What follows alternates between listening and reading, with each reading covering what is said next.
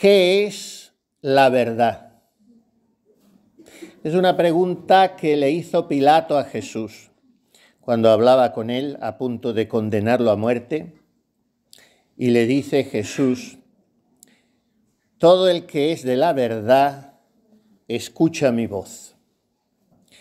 Y le dice Pilato: ¿y qué es la verdad? Y se acaba el episodio evangélico. Suponemos que Pilato se marchó sin esperar respuesta, porque la respuesta a esa pregunta es sencillísima, pero según para quién puede resultar muy incómoda. No sé si os la habéis formulado alguna vez con deseo sincero de responderla y de que esa respuesta tenga traducción en vuestra vida. Traducción de veracidad y de sinceridad, que no es la misma cosa, ¿eh? Es una persona muy veraz y es una persona muy sincera. No es lo mismo. Veraz es el que dice, el que vive en la verdad. Y sincero puede caer en algún error sin querer siendo sincero. Sincero viene del latín sine cera, sincera. Cera o cera en latín es porque sabéis que las tragedias griegas, el teatro viene de los griegos, y los personajes eran todos hombres, aunque representaran el papel de mujeres. No que existiese el travestismo y estas cosas nuevas, por Dios, sino que eran hombres, se ponían caretas, interpretaban el papel de mujeres. ¿De qué eran esas caretas? De cera, cera endurecida, como hay imágenes de cera, en fin, con cera se hacen maravillas. Y entonces, cuando salían del escenario y se quitaban la careta, decían que estaban ya sine cera, ya en latín, ya en Roma, ya no en Grecia. Sine cera, sin careta. Esto es una persona sincera, sin envoltorios, sin disimulos, con coherencia, sin hipocresía. Y el veraz es el que vive la verdad que le permite ser sincero. Y a todo esto, ¿qué es la verdad? Pues filosóficamente, antropológicamente, se define así. Fijaos qué cosa tan sencilla. La verdad es la adecuación a la realidad. Eso es la verdad. Es que esta persona es un fantástico, es un soñador, tiene una imaginación volcánica. Se monta sus películas y te las cuenta como si fueran verdad. Bueno, no vive la realidad. Es que es un exagerado. Es que está siempre ponderando lo suyo o lo otro, desmesuradamente. No vive la realidad. ¿Y qué es la realidad? La realidad es lo que es. Y eso tiene que ver con lo que parece, no siempre. Por eso hay que detener el juicio. Dice el Señor: no juzguéis y no seréis juzgados. No condenéis y no seréis condenados. La mayoría de los aspectos, de los ingredientes de la realidad, yo no los veo. Yo veo lo que veo. Yo veo desde lo que me permite mi ángulo de visión. Yo os estoy viendo a vosotros. Si tengo uno ya en esta angulatura, no lo veo. Si lo tengo detrás, lo veo todavía menos. ¿Eso quiere decir que no existe? No. Quiere decir que yo no lo percibo. ¿A qué conclusión quiero llegar con esto? A la de don Antonio Machado en un versito muy corto que dice: tu verdad, no, la verdad, y ven conmigo a buscarla, la tuya guárdatela. la verdad, no tu verdad o mi verdad, que pueden ser correctas, pero son parciales, son partes de la verdad. ¿Cuál es el enemigo mortal de esto que estoy diciendo? El relativismo, el subjetivismo, que es una visión, perdonadme los tecnicismos, pero vosotros sois, se puede decir, universitarios,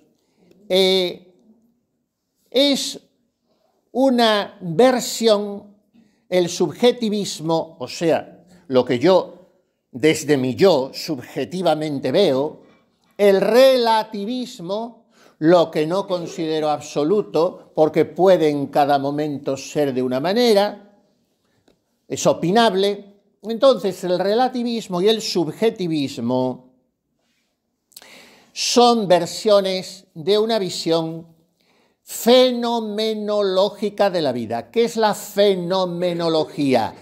Pues la que estudia los fenómenos. ¿Qué son los fenómenos? Pues un fenómeno atmosférico, un fenómeno biológico, un fenómeno político o económico. Son hechos determinados de los que yo percibo una apariencia, pero no engloban toda la realidad. Voy a ser muy simplista, muy simplista. Tú tratas con una persona y tú la percibes fenomenológicamente, no la percibes metafísicamente en todo su ser, que eso es la metafísica, el ser.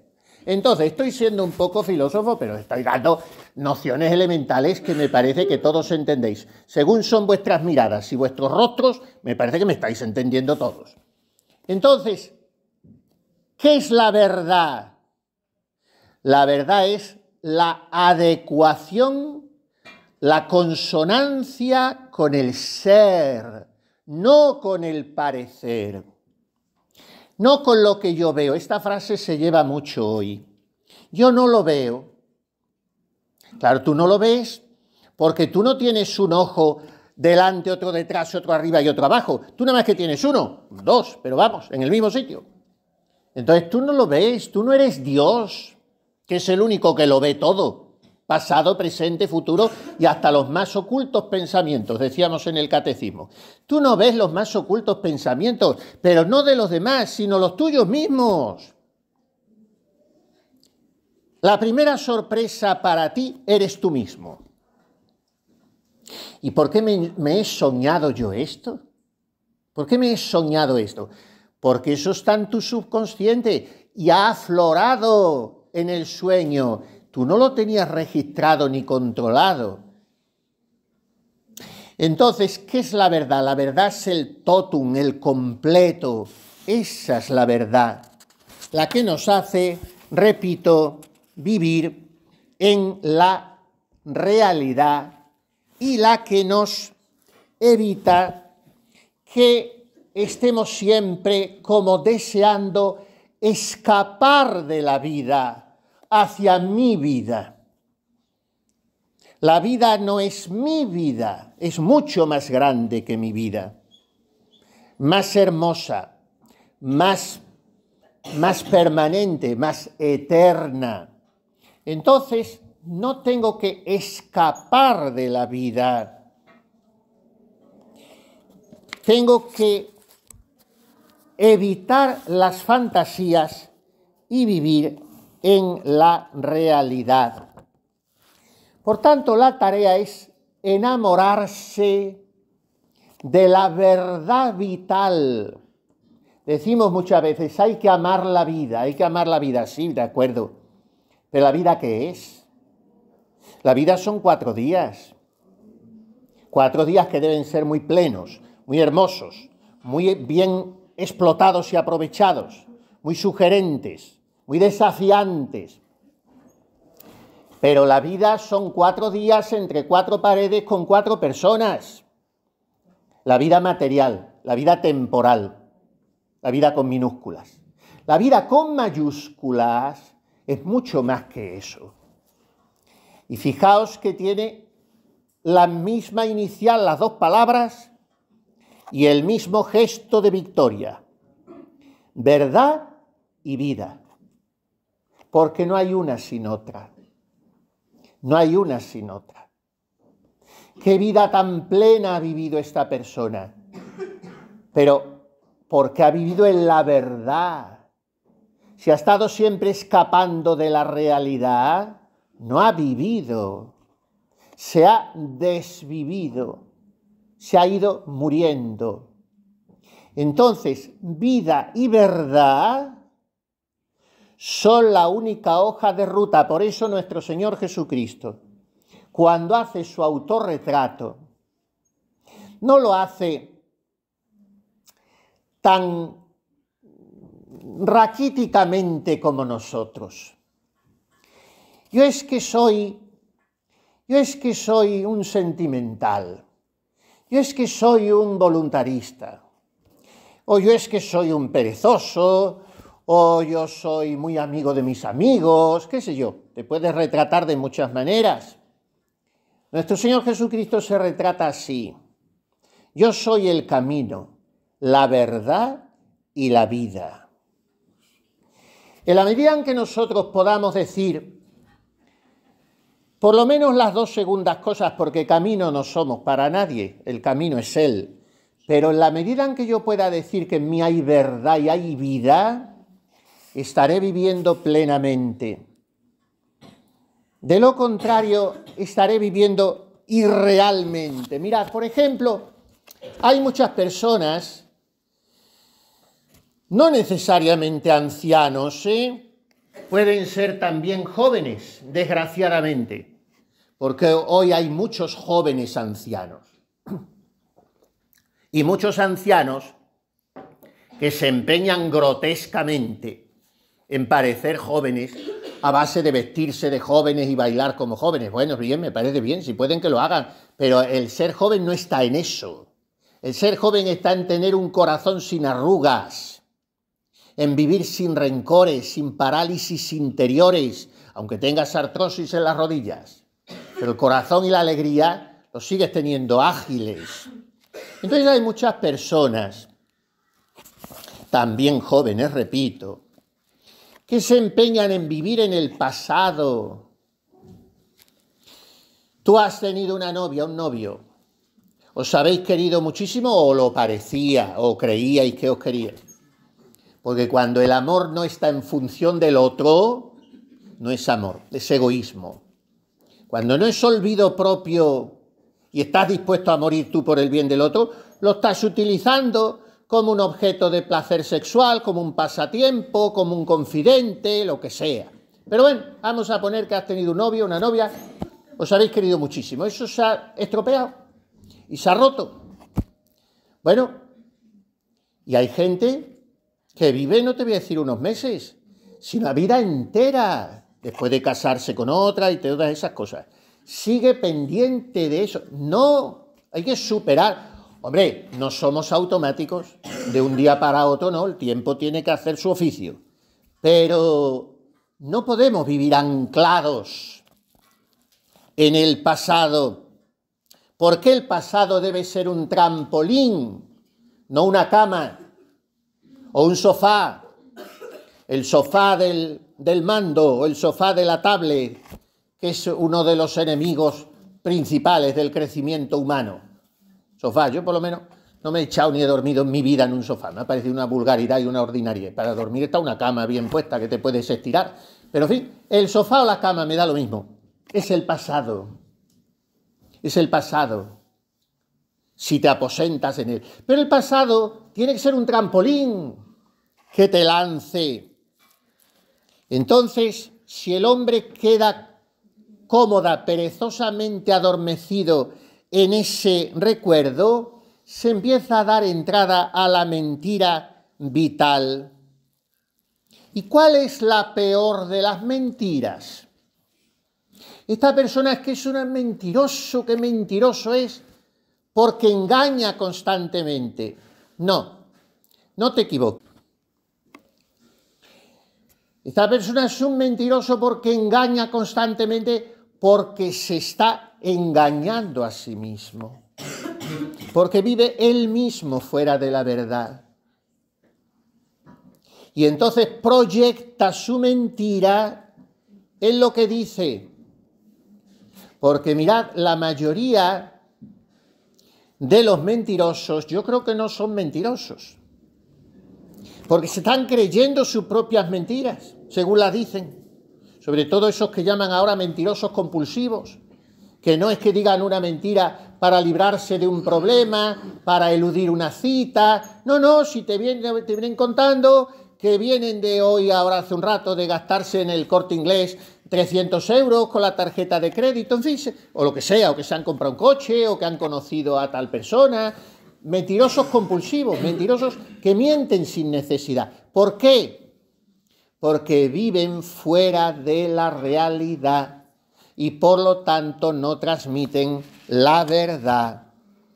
Entonces, si vivimos en la verdad, somos resistentes. Suelen decir que las mentiras tienen las patas muy cortas, porque se coge antes a un mentiroso que a un cojo, ¿no? La mentira es muy frágil. La mentira, al menor toque, se rompe como una burbuja, como una pompa de jabón. La verdad es resistente. La verdad, dice Santa Teresa, padece, pero no perece. La verdad perdura. Y aunque en este mundo pueda triunfar la mentira, por ejemplo, que se condene a un inocente, por eso creemos en la vida eterna. Si no creemos en la vida eterna, somos tontos. Pero como aquí triunfan los malos y fracasan los buenos, por eso Dios, nuestro Señor, es remunerador. ¿Qué significa remunerador? Que premia a los buenos y castiga a los malos. Es que el infierno no existe, es que el cielo es un cuento chino. Bueno, yo creo que nuestro Señor Jesucristo sabe más que yo. Y si Él me ha enseñado que hay cielo e infierno, yo no soy un superhombre para decidir lo que es verdad o mentira. Yo me creo lo que Él me ha dicho. ¿Y por qué? Porque además, el que haya sido muy bueno en esta vida y no haya encontrado la justicia del reconocimiento a su verdad, la encontrará en la eterna. La mayoría o muchos santos han sufrido mucho, pero ¿qué cielo tienen para toda la eternidad? Entonces, la verdad es resistente. La verdad es perdurable. La verdad es como si dijéramos una garantía a largo plazo. La vida es así, no es como yo la imagino.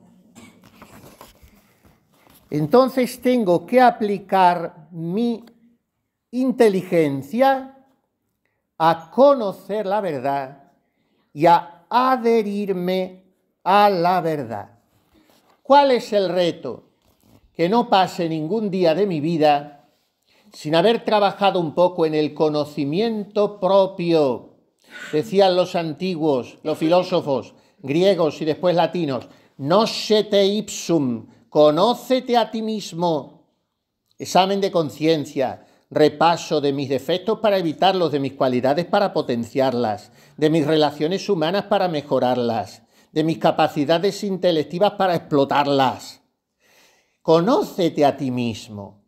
No puedes estar al cabo de la calle, de la vida, de los personajillos del cuché, y que si la actriz fulanita de tal vaya por el 7º adulterio, y tú no te conoces a ti mismo.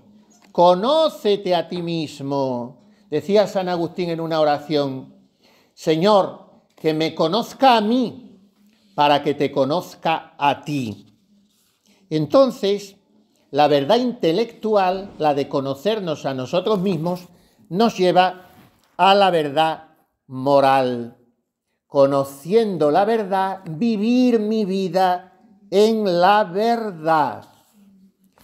O sea, vivir la vida en la realidad. Mirad, en una obra muy conocida, un clásico que además ha sido hecho un musical muy importante, Los Miserables, de Víctor Hugo, dice que la mentira es la forma de ser del demonio, porque tiene dos nombres él. Uno, Satanás, otro, padre de la mentira, o sea, el que engendra la mentira. El lenguaje de Dios es la verdad. La táctica de toda tentación es la mentira. Dios es la verdad. Entonces hay que afilar la voluntad para que, iluminada por el entendimiento, se una a la verdad, a la realidad, y rechace lo que llamaba Benedicto XVI la dictadura del relativismo. Tenía bastante más cosas, pero creo que lo que llevamos dicho, tenemos suficientes elementos para reflexionar, para meditar y para tratar de mejorar. Otra palabra que dice en el Evangelio nuestro Señor Jesucristo, que se presenta como el camino, la verdad y la vida, es esta palabra, muy interesante, muy exigente, muy retadora, muy sugestiva. Jesús nos dice: la verdad os hará libres. Cuando vivo enredado en mis dependencias subjetivas, cuando no vivo en la verdad, soy esclavo de mi comodonería, de mi sexualidad, de mi ira, de mis ambiciones, esclavo de mis rencores, tanta gente lo es. Soy esclavo. Cuando vivo en la verdad, soy libre. No me dejo atar por cosas pequeñas. Nada más. Muchas gracias por vuestra atención.